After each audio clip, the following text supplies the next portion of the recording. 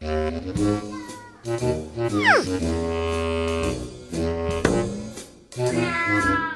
ba'y nalolongkot? Dahil walang mapaglibangan? Gusto mo ba ng TV? Pero kaunti lang ang money? Don't be sad na dahil ang tindahan ng mga surplus is the place to be. Pag sinabing surplus, overstock, excess materials or products, obviously directly imported from China, pare-pares din siguro ng connotation niya na talagang madaling bumigay. All items are budget-friendly. Saan ka pa? Merong 21-inch flat TV for only 2,000 pesos. Merong 1,000, 1,500 at 600. Swak na suki. At kung sakaling may aberya, meron din daw warranty. We give warranty as long as 6 months. Pag nasira, both parts and labor libre yun. Basta within the warranty period. Pero pag uwi kaya sa bahay, ikaw ba'y talagang magiging happy? Oh no!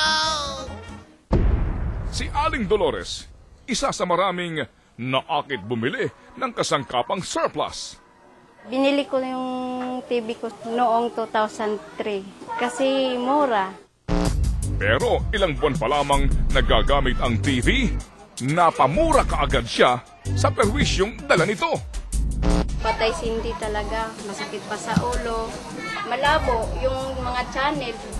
Tapos pinaayos namin mga 2 buwan bago naayos yun kasi wala kaming pera. 20. Ayon sa mga lisensyadong electrical engineer, ang mga surplus products ay basura na ng ibang bansa kasi naman nating pinagkakakitaan dito. To dispose it na may mapapakinabangan pa sila, siyempre, ibebenta nila. Ayaw ba gumamit ng flat TV? Siyempre, kung mura lang din sa kanila, magpapalit na din sila ng technology. Ang mahirap pa, bara-bara ang pag-aayos ng mga second-hand items. Siyempre, para liit lang puhunan. Ano ho ba ang batas governing all of the surplus distribution sa Pilipinas?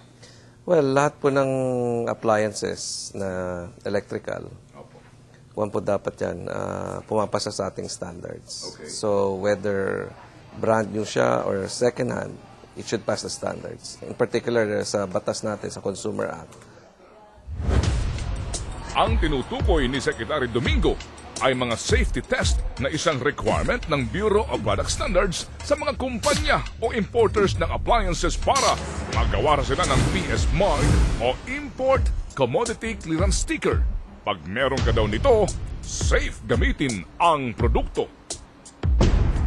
Ang Solid Laguna Corporation ay isa sa mga kumpanyang binigyan po ng akreditasyon ng DTI para sumuri sa mga appliances na ibinebenta sa merkado. Ibig sabihin, dito dadaan sa matinding stress test ang mga appliance na ito bago maibenta sa merkado para masiguro na ang lahat ng ito ay ligtas sa anumang peligro. Sige boy, kuryente mo na sarili mo. I-on natin, ha? Pag dumating yan dito ng libu-libong piraso, lahat ba yung tinetesting o kukuha lang ng sample? Kukuha lang po ng representative sample. Paano po yung mga surplus? Kung ang pagbabasihan po natin ay yung principle ng certification, mahirap pong pumasa yung mga surplus. Kasi sabi nga po natin kanina, yung testing natin is representative lang ng batch. Isa sa mga requirements na hinihingi ng DTI doon sa importer o sa manufacturer ay yung certificate doon sa factory na pinanggalingan para patunayan na yung batch na yon ay isang factory ng pinanggalingan. So, similar ang quality nila. Kung surplus po, iba-iba na yun, iba-ibang batch yun. Iba-ibang pinanggalingan, iba-ibang gumamit, iba-ibang condition. Bakit napapayagan na magbenta ng mga consumer products like television or DVD or washing machine na segunda mano at sa surplus market? yun ho ba'y bawal? Hindi naman po bawal kung meron silang may papakita na mark yung Yun nga po. Kung wala po yun, bawal po yun. Ang problema, hindi raw sakop ng kapangyarihan ng DTI ang magpasarado ng mga tindahan ng surplus. So kami, yung business name lang. I-register mo yung pangalan mo, sisiguraduhin namin na walang kapareho. Tapos nandun din dapat yung nature of business. Oo, nandun din. So kapag binanggit mo doon yung distribution of surplus ng mga... Hindi naman hindi ko nilalagay na ako yun eh. Usually nakalagay lang trading or I see. So retail. specific. So nabibigyan po kaagad ito. Ang mga LGU daw ang may police powers para ipasarado ang mga tindahang ito. Robotics niyo. Kailan mo nag-invento niyan? Parang project lang ho ng elementary, no? Ang pinag-uusapan natin dito ay safety na hindi ito magkakakos ng sunog sa bahay. Okay, nga lang ho, magagalit na ho si Mrs. dito kasi nagkabulutong na yung plancha mo eh. Paano ka ba makakapagpatuwid rito? Pero may ilan ding mga kilalang brand na bumabaksak sa kalidad. Sa DTI NCR Complaint Center pa lamang, 29 na reklamo ang natanggap noong 2011 laban sa mga depektibong branded appliances. So dito ho ba meron bang bumaksak na dito sa mga sa inyong ginagawang pa-examine sa mga television? Sa mga ref, may mga bumagsak na din po. Ano ho, yung mga local brands o foreign brands? Meron ding local, may foreign. Opo. Hindi na po ito, kumbaga, irregular ang isang well-known brand na mag-produce ng isang appliance na nire-reject eventually po ng testing ninyo. Nangyayari po yun. Opo.